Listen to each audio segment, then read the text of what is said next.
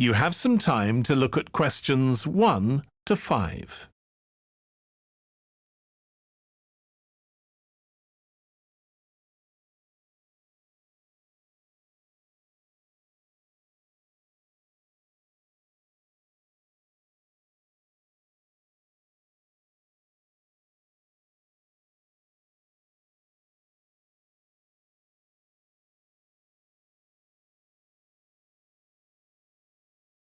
Listen carefully and answer questions 1 to 5.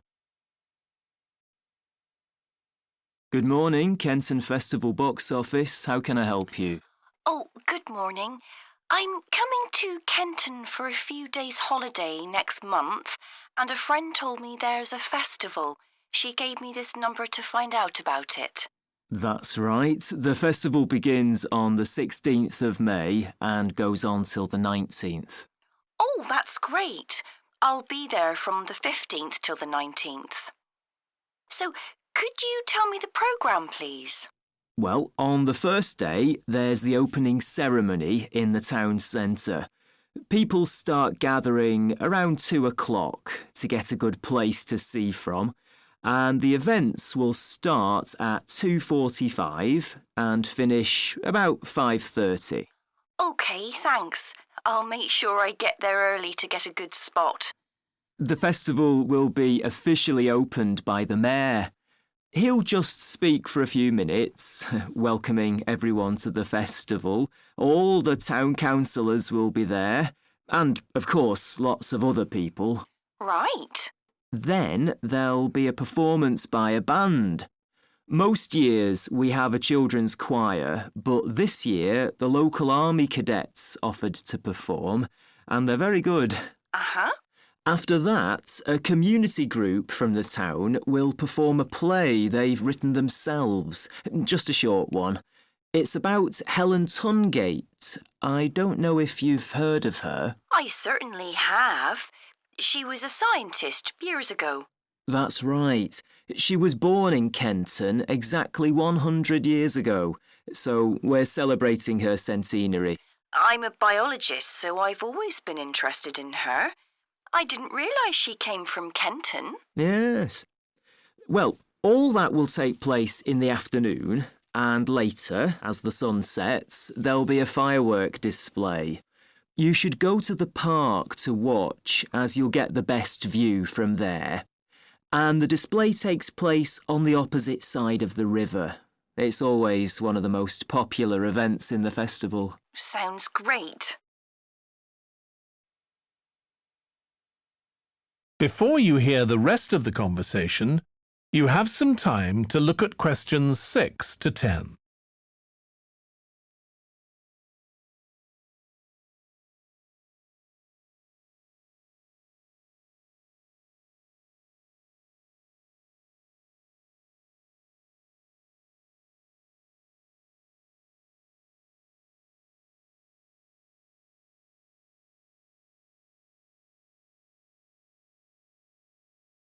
Now listen and answer questions 6 to 10.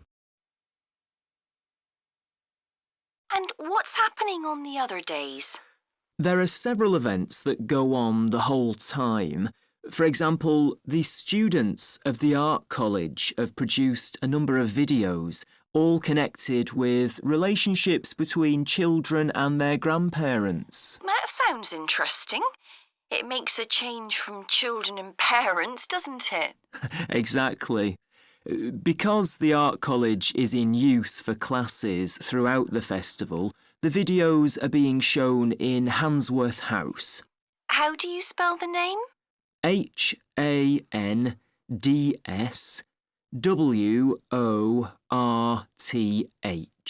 Handsworth House. It's close to the town hall. Right. Now, let me see, what else can I tell you about? Are there any displays of ballet dancing? I'm particularly interested in that, as I do it as a hobby. There isn't any ballet, I'm afraid, but there'll be a demonstration of traditional dances from all round the country. Well, that'd be nice. Where's that being held? It's in the market in the town centre. The outdoor one, not the covered market. And it's on at 2 and 5 every afternoon of the festival, apart from the first day. Lovely. I'm interested in all kinds of dancing, so I'm sure I'll enjoy that. I'm sure you will. And I'd really like to go to some concerts, if there are any. Yes, there are several. 3 performed by professionals and 1 by local children. And where is it being held? It's in the library, which is in Park Street. On the 18th at 6:30 in the evening. I presume I'll need tickets for that. Yes, you can book online, or you can buy them when you arrive in Kenton, either at the festival box office or from any shops displaying our logo in the windows. Well, I think that'll keep me busy for the whole of my stay in Kenton. Thank you so much for all your help. You're welcome. I hope you enjoy your stay. Thank you. Goodbye. You have some time to look at questions 11 to 15.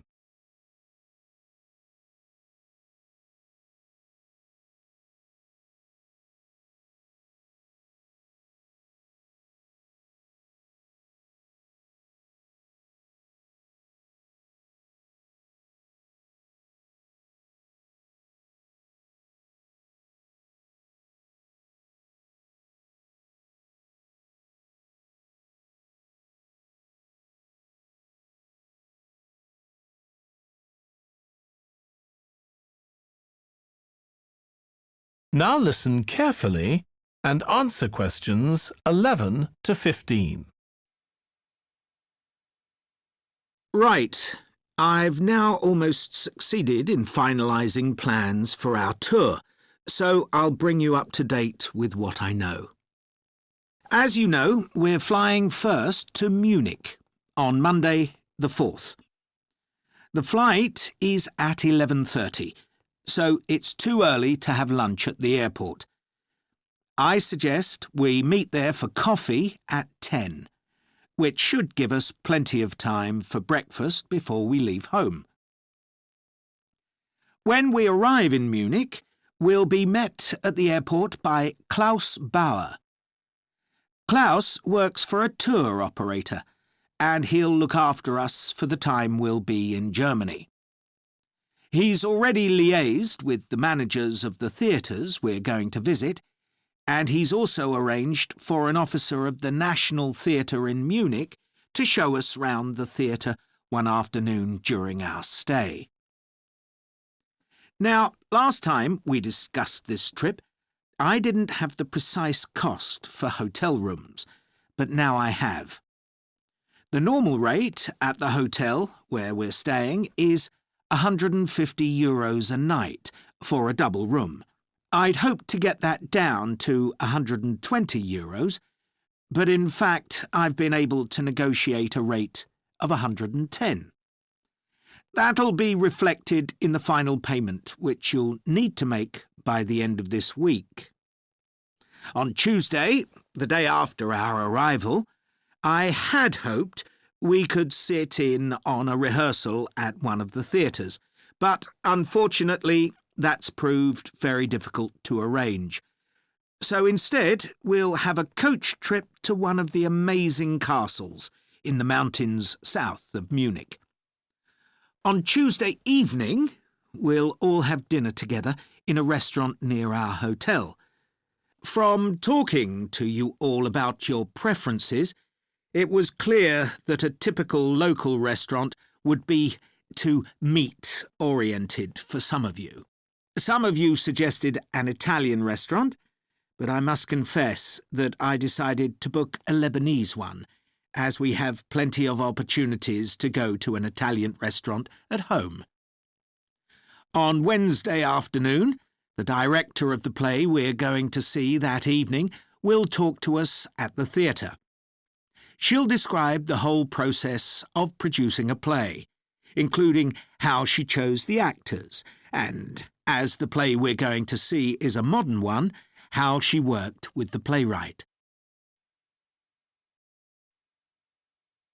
Before you hear the rest of the talk, you have some time to look at questions 16 to 20.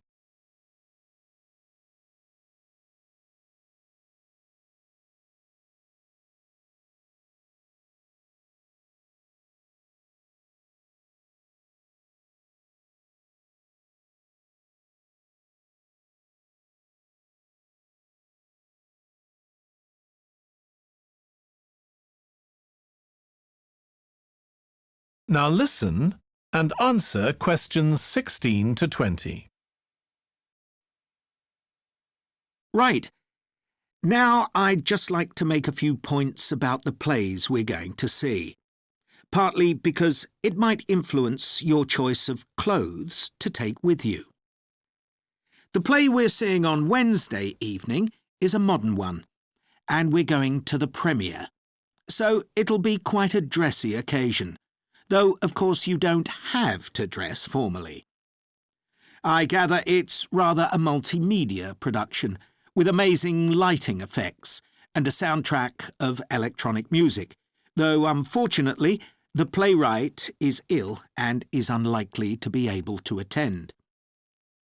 On Thursday, we're seeing a play that was first performed last year, when it was commissioned to mark 100 years since the birth in the town of a well-known scientist.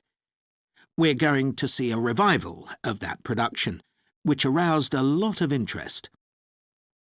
Friday's play will really make you think hard about what clothes to pack, as it'll be in the garden of a palace. It's a beautiful setting, but I'd better warn you, there won't be much protection from the wind. On Saturday, we're going by coach to a theatre in another town, not far from Munich. This will be the opening of a drama festival, and the mayor and all the other dignitaries of the town will be attending. After the performance, the mayor is hosting a reception for all the audience, and there'll be a band playing traditional music of the region. And after having a day off on Sunday, our final play is on Monday, and it's in the stunning setting of the Old Town Hall, which dates back to the 14th century. The performance marks the 50 years that the lead actor has been on stage, and the play is the one where he made his first professional appearance all those years ago. And the day after that, we'll be flying back home. Now, have you got any questions before I move? You have some time to look at questions 21 to 25.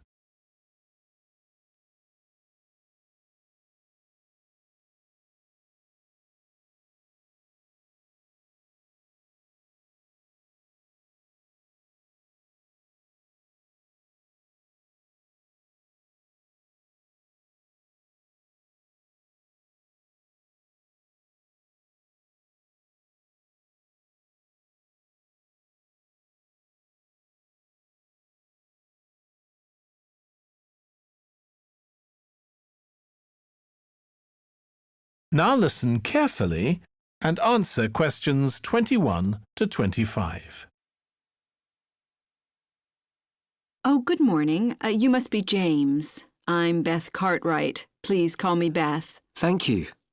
Now, as this is your first tutorial since you started on the Scandinavian Studies course, I'd like to find out something about you. Why did you decide to take this course? Well, my mother is Danish, and although we always lived in England, she used to talk about her home a lot, and that made me want to visit Denmark. We hardly ever did, though. My mother usually went on her own. But whenever her relations or friends were in England, they always came to see us. I see. So I assume you already speak Danish, one of the languages you'll be studying? I can get by when I talk to people, though I'm not terribly accurate. Now, you probably know that you'll spend the third year of the course abroad. Have you had any thoughts about that? I'm really looking forward to it. And although Denmark seems the obvious place to go because of my family connections, I'd love to spend the time in Iceland. Oh, I'm sure it can be arranged. Do you have any plans for when you graduate? A lot of students go on to take a master's degree. I think the 4 years of the undergraduate course will be enough for me. I'm interested in journalism, and I quite like the idea of moving to Scandinavia and writing for magazines. I'd find that more creative than translating, which I suppose most graduates do. Okay. Now, how are you finding the courses you're taking this term, James? Well, I'm really enjoying the one on Swedish cinema. That'll continue next term. But the one on Scandinavian literature that's running at the moment will be replaced by more specialized courses. Oh, and by the way, if you're interested in watching Danish television programs, there's going to be a course on that the term after next. That sounds good. Have you started thinking about the literature paper that you have to write in the next few weeks? Yes, my first choice would be to do something on the Icelandic sagas. The trouble with that is that a lot of people choose that topic, and it can be difficult to get hold of the books you'll need. Why not leave that for another time? Right. You might find modern novels or 19th century playwrights interesting.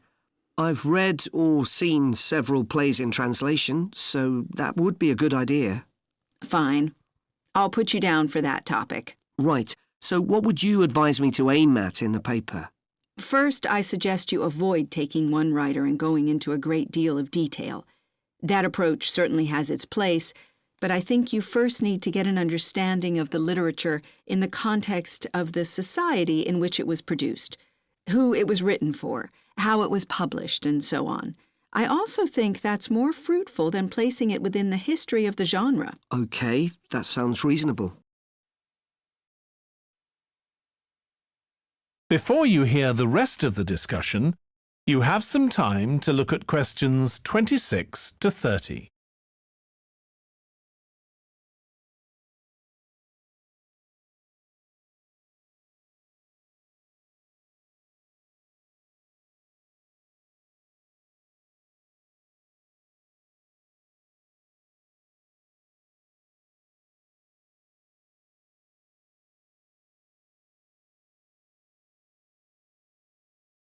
Now listen and answer questions 26 to 30.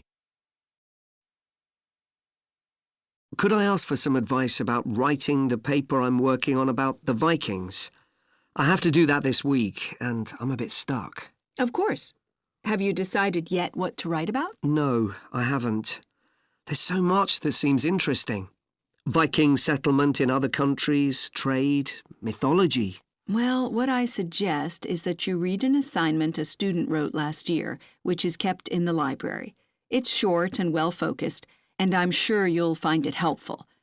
I'll give you the details in a moment. Textbooks usually cover so many topics, it can be very difficult to choose just one. Okay. I've got a DVD of the film about the Vikings that came out earlier this year. Should I watch that again? If it's the one I am thinking of, I'd ignore it. It's more fantasy than reality. But I've got a recording of a documentary that you should watch. It makes some interesting and provocative points, which I think will help you to focus your topic. Right. So then, should I work out an outline? Yes, just headings for different sections at this stage. And then you should start looking for suitable articles and books to draw on, and take notes which you organize according to those headings. I see. Then put short phrases and sentences as bullet points under each heading. Make sure that this skeleton makes sense and flows properly before writing up the paper in full. Okay. Thanks. That's very helpful. You have some time to look at questions 31 to 40.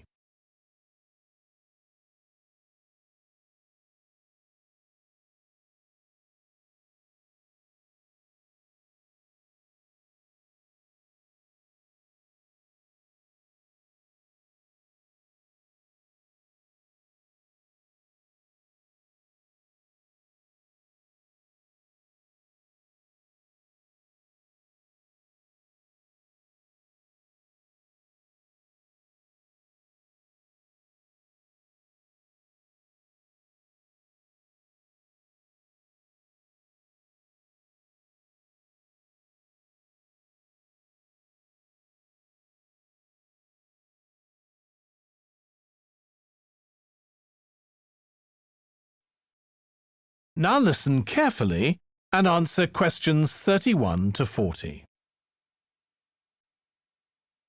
Over the years, attitudes towards workers have changed considerably.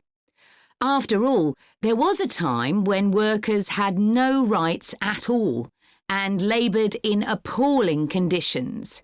Conditions have improved a lot, but conflict in the workplace is still common, and human resources managers nowadays need to be able to deal with it when necessary. What is conflict in the workplace? Definitions vary, but I'm taking it to refer to a whole range of behaviours that the victim finds unacceptable, from minor, harmless arguments to, at the opposite extreme, physical violence. Much of this is covered by the term bullying, by which I mean one or more people behaving abusively or aggressively against another who is in a weaker position. Although all behaviour like this is a form of conflict, not all conflict can be described in these terms.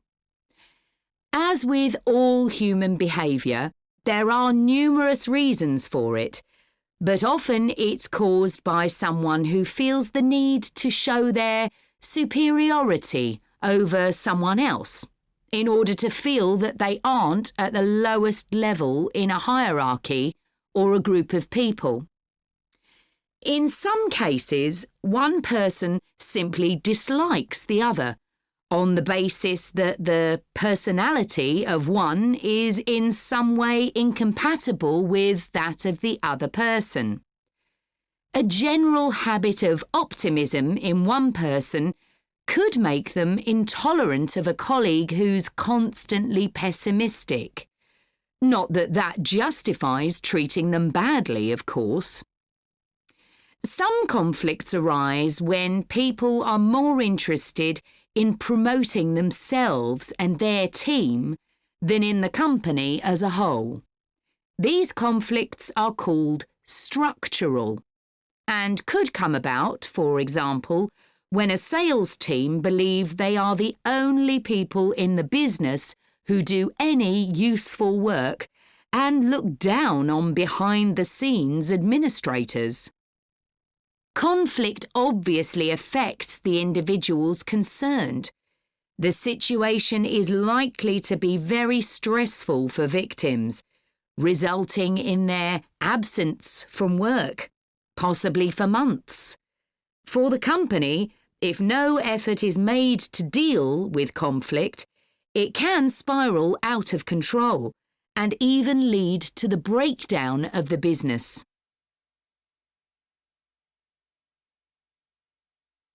Some interesting work with chief executives, CEOs, has uncovered some of the reasons why they may treat colleagues badly. Many CEOs combine two opposing characteristics: confidence, that is, the belief that they're capable of great achievements, with a high level of anxiety, a fear of missing targets, whether set by themselves or by the directors of the company. This combination can make them respond badly to anyone who questions their decisions.